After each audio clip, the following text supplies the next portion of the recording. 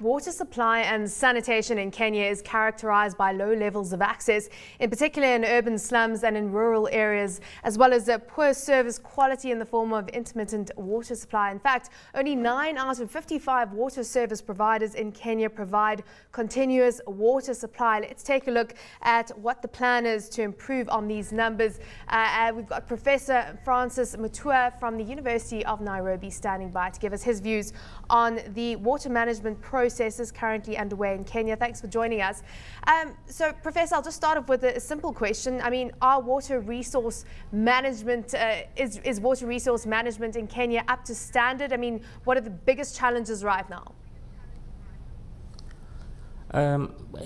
Kenya as a very elaborate institutional framework for water resources management since when the water law was passed in 2002, and therefore there has been a lot of improvement in water resources management in the country. However, there has been a few hiccups in implementing that Water Act due to some areas like the interconnectivity between the Ministry of Water and the other users in the other ministries. But as water in itself, all the way down from policy, all the way to the users, there's a very good institutional framework for its management. Mm-hmm. It is just the links to the other ministries that is a little bit weak. Mm-hmm. I mean, just looking at kind of the issues or the challenges that most African cities are facing, you've got rapid urbanization, you've got a growth in the likes of agriculture, growth in mining, oil and gas sectors. So overall, all these commercial activities calling for greater need for water, and that, of course, at a time where you've got also growing populations and that rapid urbanization taking place. So how's the country right now managing the balance between supplying commercial interests and supplying Kenyan citizens with water?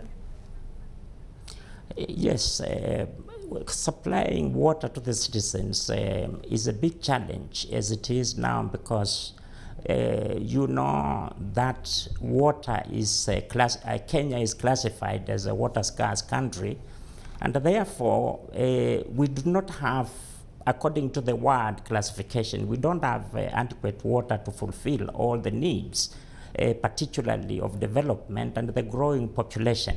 So the main thrust of the water reforms was to put efficient processes and initiatives so that we could cut down on unaccounted for water, to cut down on other losses in the water, and therefore to increase efficiency in the water use. Mm-hmm. Of course, due to the poverty levels in the country, there is a lot of wastage, poverty and awareness, low levels of education.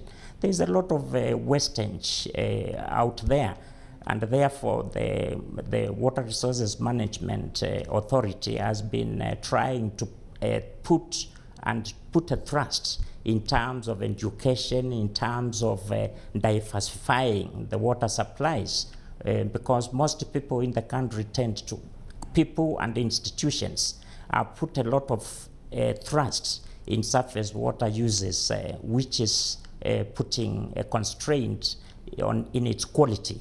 Mm-hmm. And therefore the ministry is diversifying more into groundwater now, which is a little bit more safe and doesn't get polluted easily. Now, one of the initiatives that has been introduced to try and help alleviate the scarcity issue and the issue of quality is the Nile Basin initiative. Has that helped?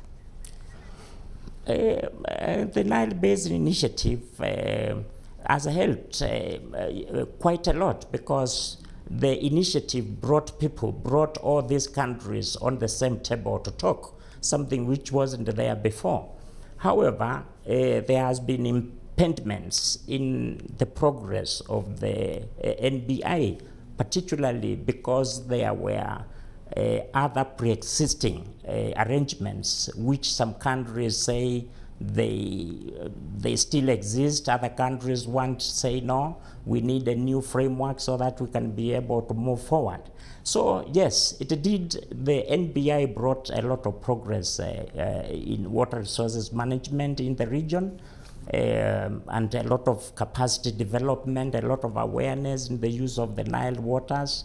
However, the way forward is a little bit bleak, because we are not quite sure what is going to happen to the cooperative agreement framework.